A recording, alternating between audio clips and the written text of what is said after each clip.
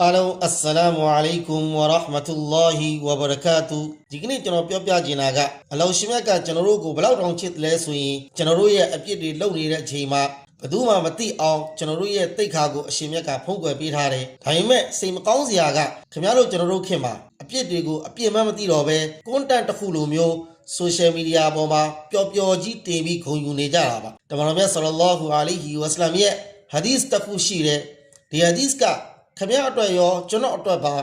အယံတတိထားရမယ်မိတ်ဆွေကြပါကုလူအွမ်မတီမူအာဖာအီလလ်မူဂျာဟီရီ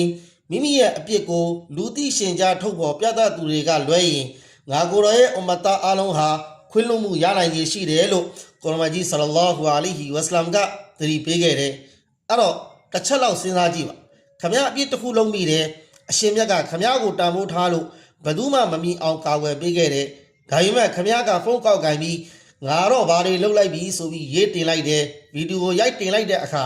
အရှင်မြတ်ဖုံးကွယ်ပေးတဲ့အကာအကွယ်ကိုခမည်းကိုယ်တိုင်က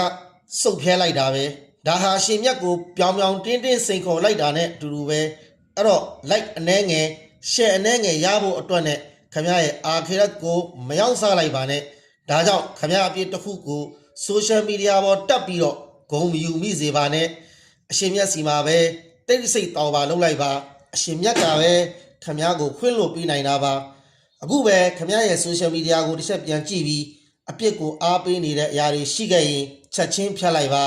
အလောရှင်မြတ်ကခမည်းရဲ့အဆက်သိက္ခာကိုဖုံးပေးထားတော့ခွင့်လွှတ်မှုတကားတွေဖွင့်ပေးထားတော့အမြန်ဆုံးပြန်လာခဲ့ပါလို့တိုက်တွန်းပါရစေ